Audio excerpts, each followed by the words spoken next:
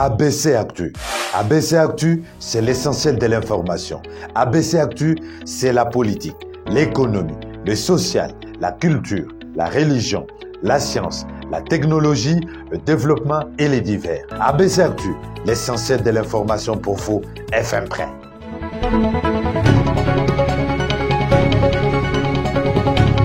Clôturons la page rétrospective 2022 avec ces numéros d'ABC Actu.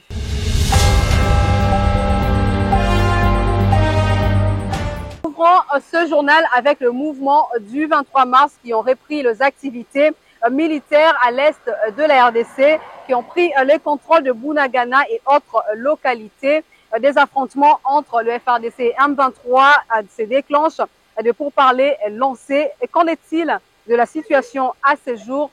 Deux détails que je vous propose de suivre. Le Nord Kivu, l'une des provinces de la République démocratique du Congo, située à l'est de cette dernière, connaît depuis plusieurs décennies les attaques rebelles, parmi eux le M23, un mouvement rebelle créé un certain 23 mars 2009 suite à un accord de paix signé entre le gouvernement congolais, une milice pro-Tutsi et les combattants du M23 se nomment ainsi en référence à cet accord. Mais depuis la fin du mois de mars 2022, que la population du Nord Kivu est de nouveaux témoins des affrontements entre l'armée congolaise et les rebelles du M23. Rappelons qu'en 2013, l'armée congolaise avait réussi à chasser les rebelles du M23 le 29 mars 2022. Cette rébellion est sortie de sa bastion d'altitude pour attaquer des positions de l'armée congolaise, notamment à Runiani et à Tchanzu, région où 8 soldats onisiens sont morts dans un crash d'hélicoptère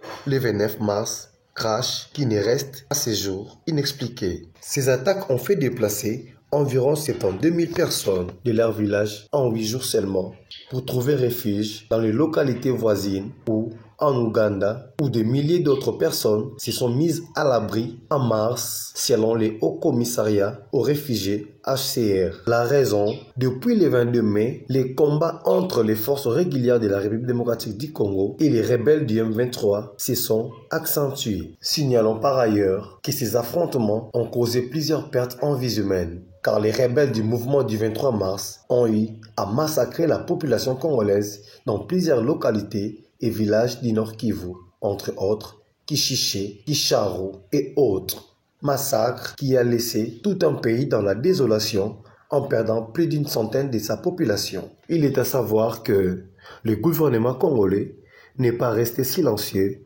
mais a crié haut et fort dans différentes tribunes continentales et mondiales, accusant les Rwandais d'être derrière cette rébellion en Angola lors du sommet de Luanda à Nairobi et au sommet États-Unis-Afrique en décembre dernier. Le président de la République démocratique du Congo, Félix-Antoine Tshisekedi, s'était présenté avec un agenda bien connu, obtenir des États-Unis une plus grande pression sur Paul Kagame, accusé d'appuyer et d'armer les M23. La communauté internationale, à son tour, après plusieurs mois de silence, s'est prononcée en condamnant les M23. Ainsi, Antonio Guterres, secrétaire général de l'ONU, exhorte les M23 et tous les autres groupes armés à cesser immédiatement des hostilités et à déposer les armes sans condition. Le secrétaire général appelle toutes les parties à faciliter l'accès humanitaire aux populations affectées et à assurer la protection des civils et le respect du droit international humanitaire. En outre, le secrétaire général réaffirme que les Nations Unies, par l'intermédiaire de sa représentante spéciale en République démocratique du Congo, continueront à soutenir les gouvernements et le peuple congolais dans leurs efforts pour instaurer la paix et la stabilité dans l'Est.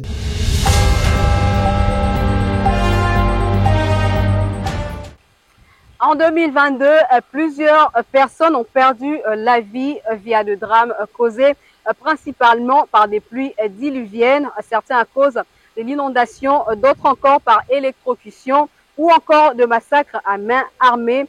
Des images qui font les cœurs et qui ont marqué la ville de Kinshasa, aussi Kishiché, œuvre du M23. Regardez. 2022, c'était aussi une année dont la République démocratique du Congo a compté plus de pertes en vies humaines dans différentes situations, parfois horribles, pourtant évitables. L'un des tout premiers drames de l'année 2022 s'est produit dans la ville de Kinshasa au mois de février où, des suites d'une forte pluie, un câble de haute tension de la SNEL s'était coupé à Matadi-Kibala. Une vingtaine de personnes, en majorité de vendeuses au marché Matadi-Kibala, dans la partie ouest de la ville de Kinshasa, sont mortes électrocutées le mercredi 2 février. Le commandant ainsi que les autorités de la ville de Kinshasa ont confirmé l'information, précisant qu'il y a eu au moins 25 morts, dont 23 femmes et 2 hommes. Les drames s'est produit pendant que une pluie diluvienne s'abattait ces matins-là dans la ville-province de Kinshasa. Plus loin de la capitale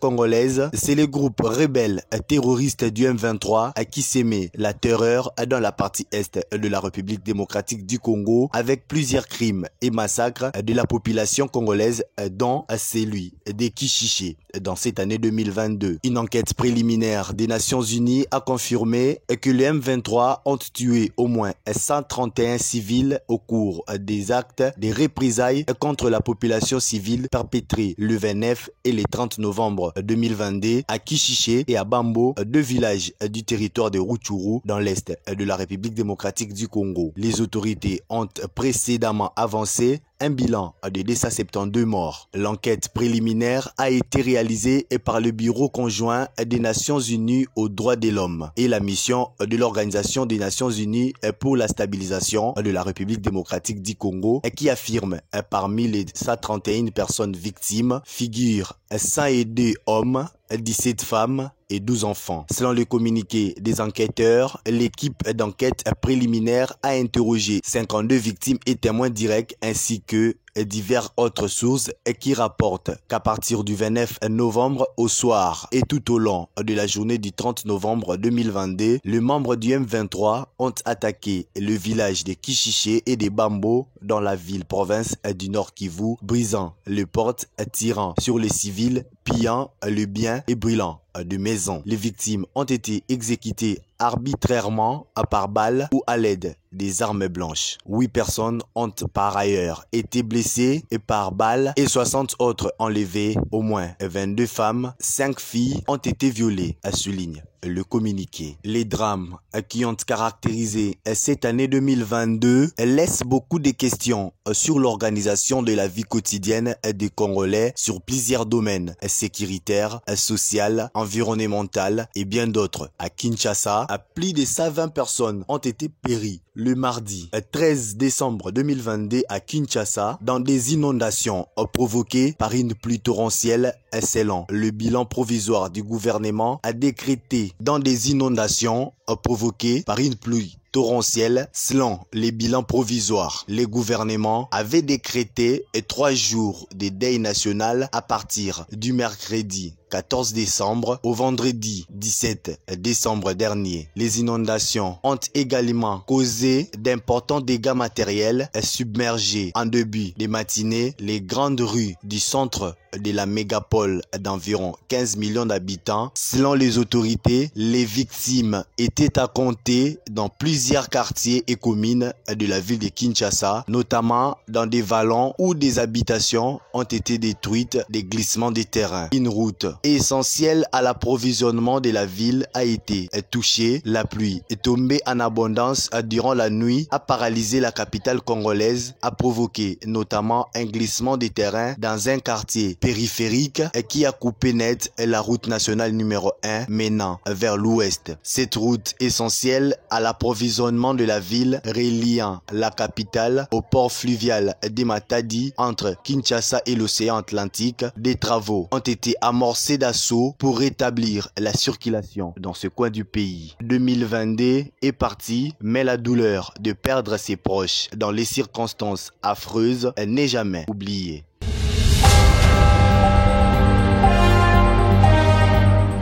Dans le registre culture, entre concerts, décès, un nouvel album sur le marché. Qu'est-ce qui a caractérisé l'année 2022 sur les plans culturels?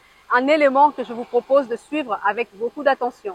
Le monde de la culture, un quotidien pour la République démocratique du Congo qui est rempli de talents dans plusieurs domaines tels que la musique, la comédie, la peinture, l'art dans sa diversité, la danse et tant d'autres. En 2022, il y a eu du rire, des pleurs, de célébrations, de naissances, mais aussi des départs inattendus. En janvier 2022, la Journée mondiale de la culture africaine a été commémorée à Kinshasa. Félix Tshisekedi, chef de l'État RD congolais et président de l'Union africaine en ces temps, a évoqué le rôle de la diaspora africaine éparpillée dans le monde et a interpellé les consciences quant à leur immensité et leur poids démographique impressionnant. Au cours de la même année, les artistes Gims, Dadju et Koffi Olomide sont nommés ambassadeurs culturels de la RDC et ambassadeurs de la rumba congolaise, obtiennent chacun un passeport diplomatique de main du chef de l'État, Félix-Antoine Tshisekedi. 2022, la RDC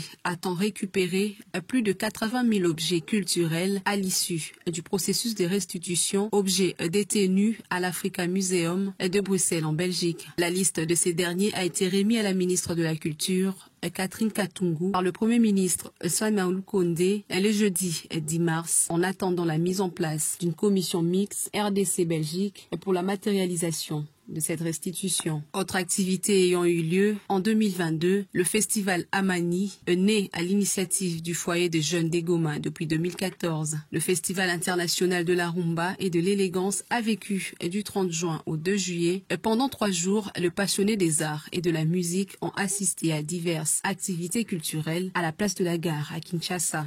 La première phase de travaux de validation du projet de loi sur la culture et des arts en RDC ont été lancés. Ceci vise à lever le principe fondamentaux concernant les différentes disciplines de la culture congolaise. Des moments qui ont accompagné les amoureux de la culture à travers le pays. L'année 2022 a également fait couler de larmes des artistes et fans, tant dans la comédie que dans la musique. Les artistes comédiens Kwedi Maimputu, Mélodie Mpoi ou encore Tcheko Matondo ont perdu la vie de suite des courtes maladies pour certains d'entre eux. Joseph Nsita, alias Caporal Murumba, et Riva Kalimazi, qui a incarné les rôles de Mangali dans le film La vie est belle, aux côtés de Papa Wemba, sont également morts en 2022. Du côté de la musique, la dernière en liste est le décès de Mamou National Tchalamwana le 10 décembre 2022. Verkis Ekiamwangana, saxophoniste de talent, est décédé le 13 octobre 2022 à l'âge de 78 ans. Maman Henriette Fouamba est décédée aussi cette année et laissant derrière elle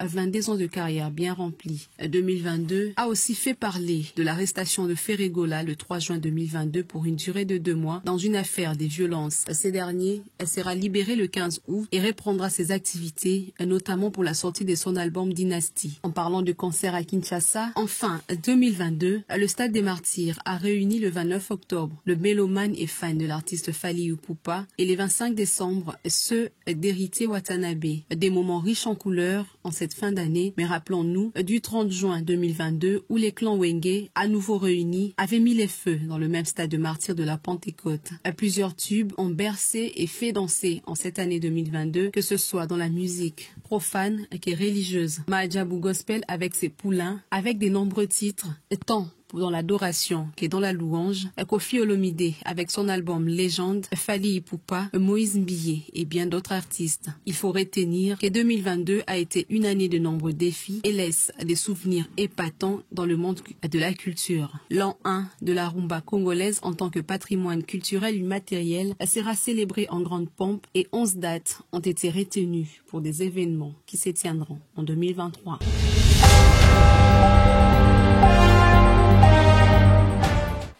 Avec le sport, Martin Bacolé a battu en 2022 les grands Tony Yoka. L'équipe nationale de la RDC s'est vue éliminée au barrage de la Coupe du Monde face au Maroc. Qu'en est-il d'autres disciplines en République démocratique du Congo?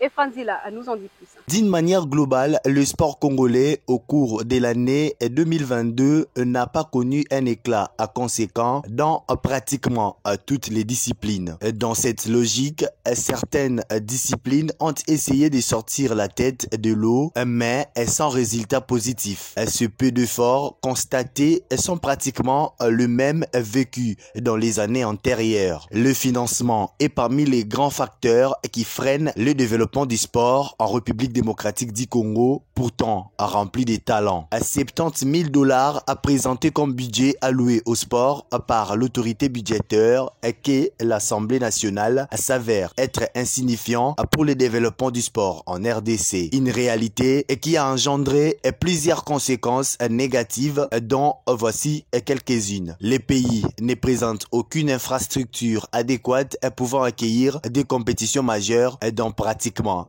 toutes les disciplines. La 27e édition du championnat national de football n'a pas connu une fin conséquente et s'est arrêtée en phase aller. L'organisation du Jeu de la francophonie, encore une fois reportée pour l'année 2023. Dans la boxe, l'on retiendra que le Congolais Martin Bakolé est 13e mondial, a battu Tony Yoka à 15e mondial lors d'un combat prestigieux un certain samedi 14 mai à Accor Arena de Bercy en France. Le champion olympique des super lourds 2016 s'est incliné pour la première fois chez le professionnel après une décision partagée des juges. Dans le premier round, les franco-congolais Tony Yoka a posé un genou au sol des suites d'un coup réussi par Martin Bakolé, les Congolais. Malgré l'appui du public, Tony Yoka avait vécu une terrible entame de combat, saoulé par les coups puissants de Martin Bakolé, dont le crochet du droit ont fait mal d'entrer à Tony Yoka et à relever la tête. Mais il a fini par s'incliner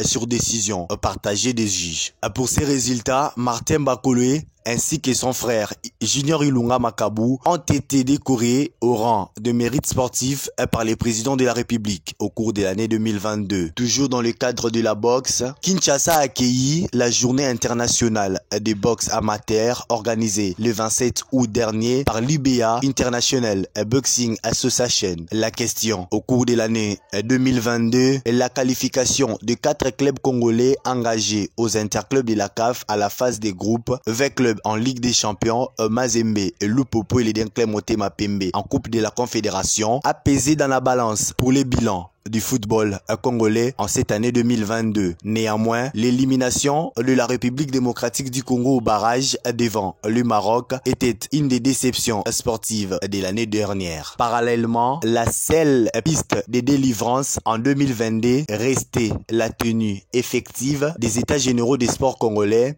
qui ont produit un document administratif qui répond à la vision de la politique sportive en République démocratique du Congo. Sur le plan sportif, ces États généraux organisés du 29 août au 3 septembre à Mboué-la-Loge à Kisantu dans la province du Congo central par le ministre des Sports Serge Kondé reste donc le fait majeur de l'année 2022. Venus de tout le coin et recoin de la République, les savants pénalistes répartis en 6 commissions ont débattu pour la mise en œuvre des réformes susceptibles de sortir le sport congolais de son état léthargique. Les recommandations issues de ces forums ont été transmises à l'Assemblée nationale qui doit les passer au crible et en faire une loi sportive qui sera promulguée par le chef de l'État, Félix-Antoine Tshisekedi Tshilombo. L'application et amendement de la loi sportive, la politique sportive nationale et le programme national de développement du sport de 2022 à 2024, les infrastructures et équipements sportifs, la formation, professionnalisation, le financement et les sponsoring des sports, la stratégie relative à la promotion des sports et du fonctionnement des structures d'appui au mouvement sportif, l'évaluation des états généraux des sports de l'année 2008 étaient les questions abordées au cours de ces états généraux organisés à Mboué-la-Loge. 2022 s'est donc achevé. L'année 2023 venue, les sportifs congolais attendent d'elle de grands exploits.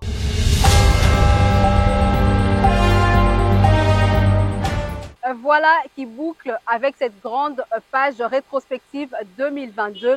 Retrouvez ABC Actu de demain avec un tout nouveau numéro.